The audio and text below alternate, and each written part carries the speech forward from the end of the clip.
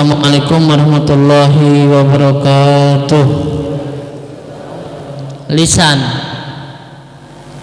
mulutnya, ketika dia sudah punya rasa takut sama Allah, maka dia akan menjaga mulutnya dari ucapan-ucapan yang tak bagus. Maka dia akan menjaga mulutnya daripada ngibai wong, fitnah wong, caci maki wong, atau sebagainya daripada yang bisa dikatakan oleh mulut. Ya, mulut ini bahaya. Bahkan dikatakan mulut ini adalah yang paling bahaya daripada yang lain. Mengapa bisa dikatakan seperti itu? Kalau yang lain itu cuma sikap bu maksiatnya bu, bener tak? Kalau yang lain itu cuma sikap maksiatnya. Kalau mata maksiatnya cuma apa? Cuma penglihatan deh, sikap. Ya, tangan cuman zolim baik, zolim tangan, selesai, cuman sikap maksiatnya. Kaki digunakan dengan tidak benar, cuman sikap maksiatnya. Tapi kalau mulut banyak ya, di dalamnya ada bohongan, di dalamnya ada fitnah, di dalamnya ada caci maki, di dalamnya ada ngerendahi wong, ada adu domba, ada ngibai wong dan leha sebagainya. Tadi banyak, maka dikatakan dosa yang paling banyak itu dari mulut, bukan dari lain. Dosa yang paling banyak itu dari mulut. Mengapa Allah Subhanahu wa taala ciptakan dua penghalang untuk mulut ini? Karena itulah mulut ini paling berat untuk ditahan. Makanya Allah cipta kedua penghalang. Hikmahnya Allah Subhanahu wa taala cipta kedua penghalang ini karena mulut adalah suatu yang berat. Diberikan dua penghalang be masih lancar dia ngomong baik. Apa dua penghalang itu? Pertama gigi, yang kedua mulut kita. Ya, diberikan penghalang sama Allah Subhanahu wa taala. Yang pertama gigi, yang kedua adalah mulut. Inilah hikmah mengapa Allah ciptakan dua. Ya, biar bisa dijaga benar-benar mulut ini, biar tidak mengucap ke sesuatu hal yang bisa ngandung murka Allah. Ya, jangan kita merasa mengatakan bahwasanya aku bisa jaga mulut, berat bu ya. Dikit-dikit nak ngoceh, bener bu. Lagi ngumpul nak ngoceh. Kalau ngoceh masalah agama dah jadi masalah. Cadangan macam ini bu. Pertamanya bagus ngumpul, datang majelis, duduk di majelis. Habisnya gara-gara ngumpul tadi hilang pahala majelis. Kenapa? Ujung-ujungnya ngomongi wong, ujung-ujungnya ngibai wong. Halnya bagus, tapi gara-gara kita ngumpul tadi hilang kebagusannya. Kenapa? Gara-gara mulut kita tadi yang tidak bisa dijaga. Padahal pengen dapat pahala, tapi ujung-ujungnya karena ngumpul tadi hilang pahalanya. Apa? Karena kamu gawenya ngomongi wong. Ya na'udzubillah. Yang pertama bagus pengen dapat pahala, tapi karena gara-gara ngumpul tidak bisa jaga mulut, akhirnya pahala tadi hilang. Na'udzubillah. Makanya Rasulullah SAW mengatakan,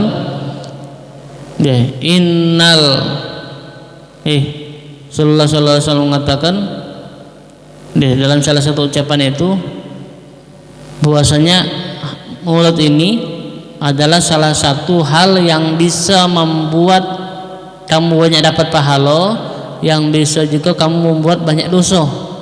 Tergantung di dalam diri kamu masing-masing. Ya, kalau kamu pengen bisa banyak pahala, ya gunakanlah lisan itu dengan sebaik mungkin. Kalau kamu pengen banyak dosa, ya gunakanlah lisan itu dengan sejahat mungkin. Tergantung di dalam diri kita. Ya, kalau kamu pengen banyak pahala, ya sudah, tinggal banyak-banyak jago, digunakan untuk membaca Al-Quran, berzikir, bersalawat sama Rasulullah. Sudah selesai, pahala kamu banyak. Tapi kalau kamu pengen banyak dosa, ya sudah, gunakan Yang sana sudah pakai sebutkan tadi, ngibai wong, bohong, fitnah wong, caci maki wong, itu bisa buat kamu banyak dosa. Dan juga lisan ini adalah salah satu hal yang bisa membuat kamu nikmat di dunia sama nikmat di akhirat. Ya. Bisa juga buat kamu celaka dunia sama celaka akhirat. Kita menyingok kejadian yang sudah banyak terjadi, apa gara-gara lisan yang tidak bisa dijaga, celaka di dunia. Benar apa? Banyak kan sudah terjadi kan, gara-gara tak bisa jaga mulut, gara-gara galak caci maki wong, galak menghina wong, akhirnya yang dihina itu tak terima, yang dicaci maki itu tak terima, akhirnya kejadian apa, celaka, bahkan nauzubillah hilang nyawa. Kenapa? Tak bisa jaga mulut, sering ngeremehi wong, akhirnya yang diremehi tadi tak terima, akhirnya dia melakukan perbuatan yang tak benar. Gara-gara apa?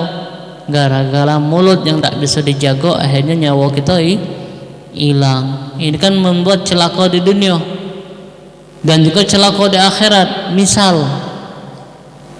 Misal wong yang dikatoi tadi, wong yang dihina tadi tak terima dia, dalam arti kata dia merasa dizalimi karena ucapan kita. Nah, lebih bahaya lagi Pak, lebih bahaya lagi kalau ada sampai macam itu terjadian.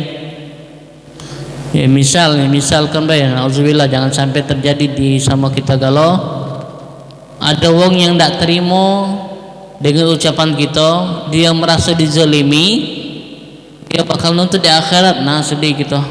Nak mengapa Pak? Ya Allah, aku tak terima ya Allah.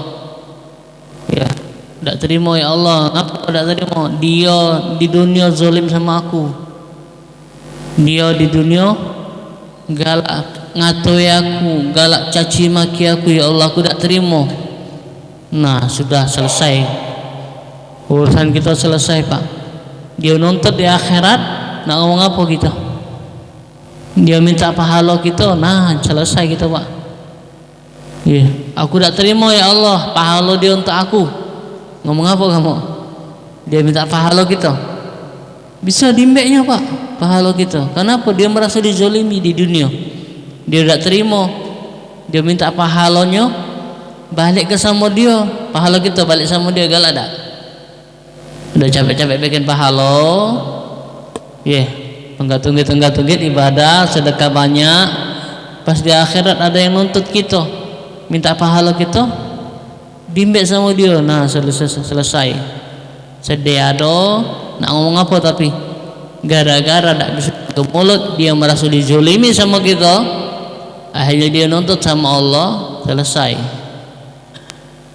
Yang banyak pahala tadi dimbek sama dia, tinggal dosanya kita, tinggal dosanya. Ya Allah, na'udzubillah.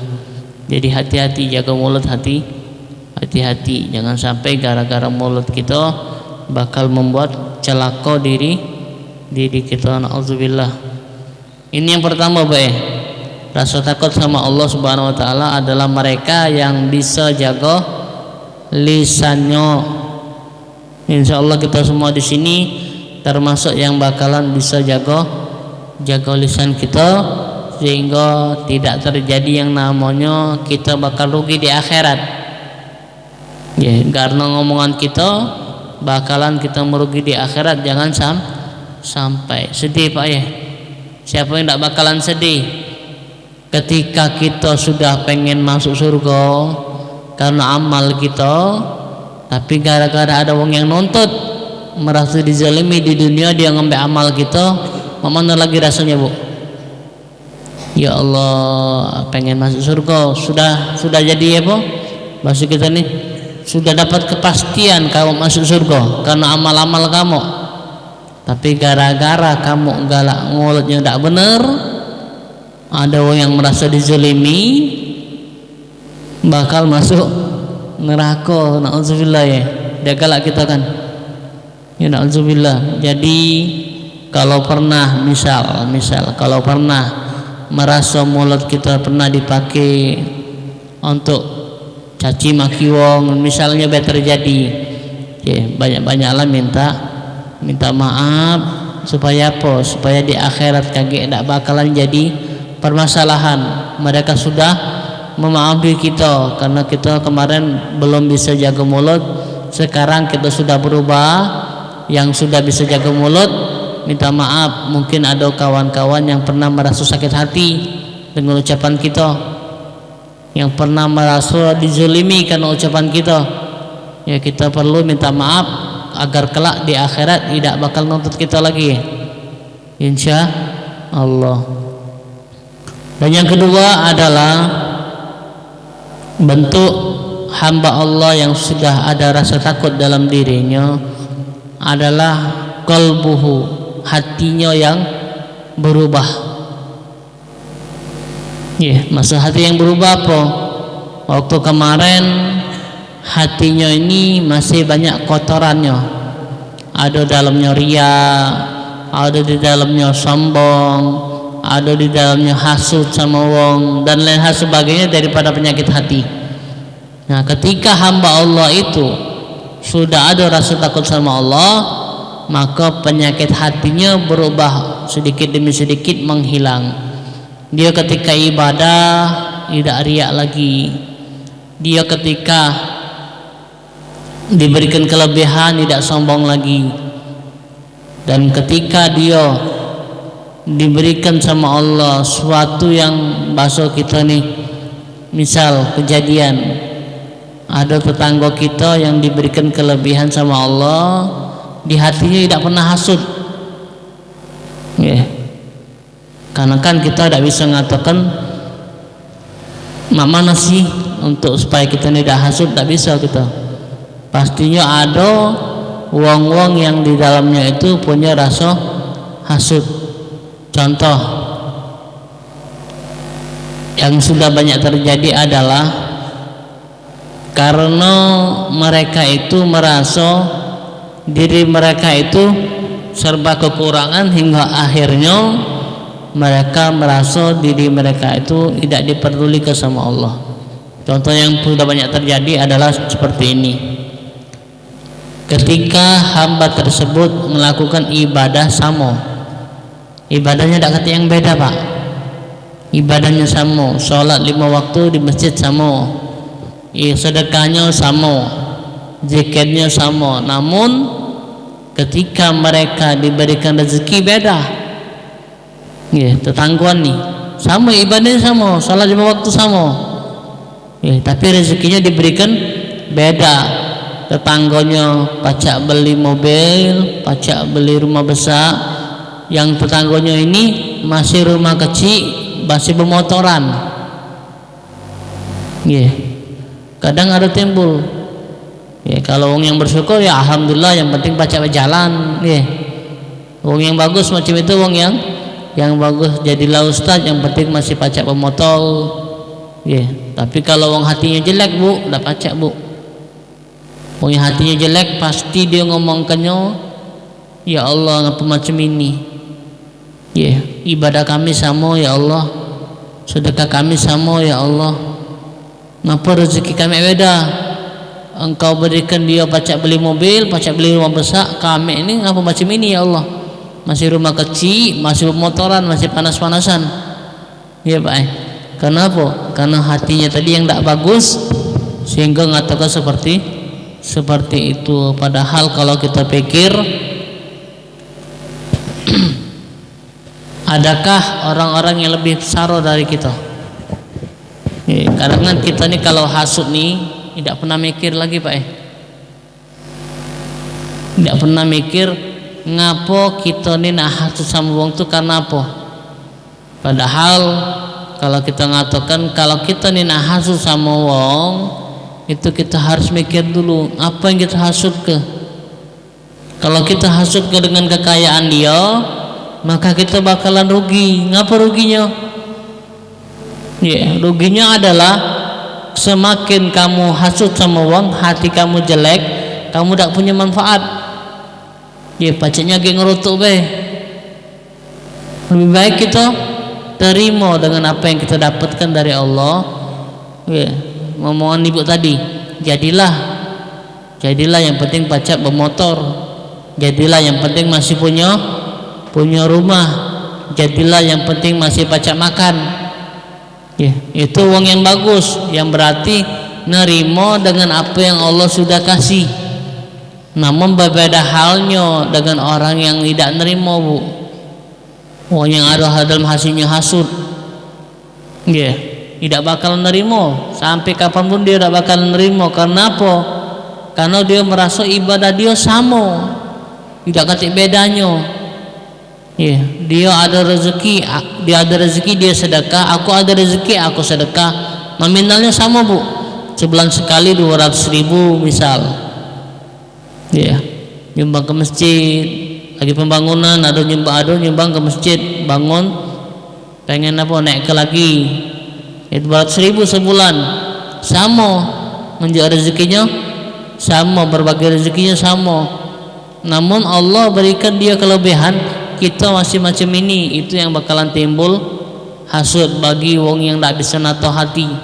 Tapi kalau wong yang bisa nato hati, alhamdulillah. Dan juga ancaman dari Rasulullah bagi wong yang dalam hatinya ada rasa hasud. Apa kata Rasulullah? Innal hasada yamhul hasanat. Hati-hati, Bu. Hasud itu menghapus kebaikan.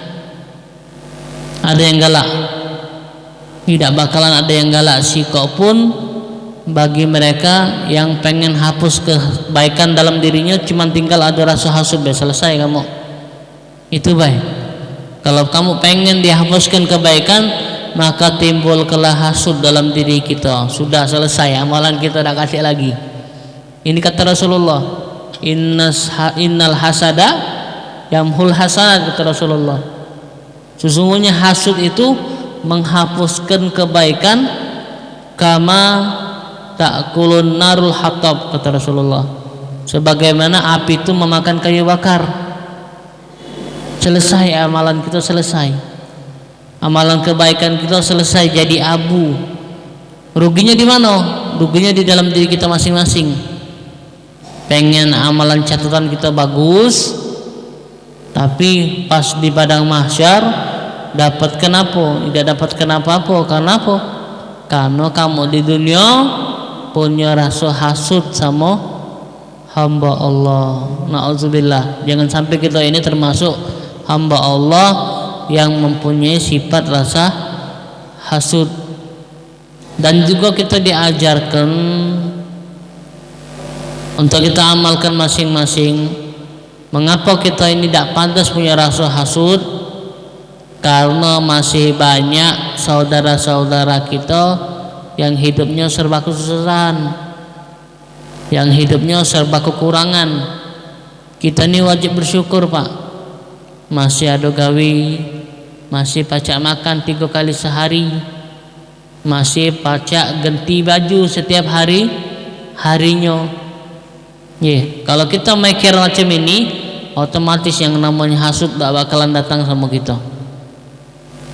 Karena apa? Kita sudah merasa, oh ya, aku ini masih hidup lemak, masih hidup serba kecukupan. Tidak kekurangan kita ini, Pak. Kurangan tak?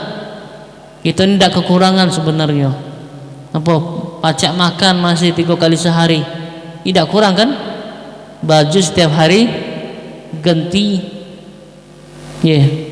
dari kopiannya, dari baju kokonya, dari sarungnya, sehari sekali ganti. Ini nunjukkan. Kenapa nunjukkan? Kalau kamu nak hasud itu tidak pantas, nak iri sama wong itu tidak pantas. Kecuali kalau kamu memang kekurangan, makan sekali sehari misalnya, baju tidak ganti-ganti, baju itu baik, nah bolehlah kalau iri. Tapi kalau masih makan 3 kali sehari, baju masih pacak ganti-ganti, itu menunjukkan kita ini kurang. Tidak kurang kita nih. Maka tidak pantas kalau kita nak hasud sama wong. Kalau kita hasud sama wong berarti kita ini merasa masih kurang. Benar Pak?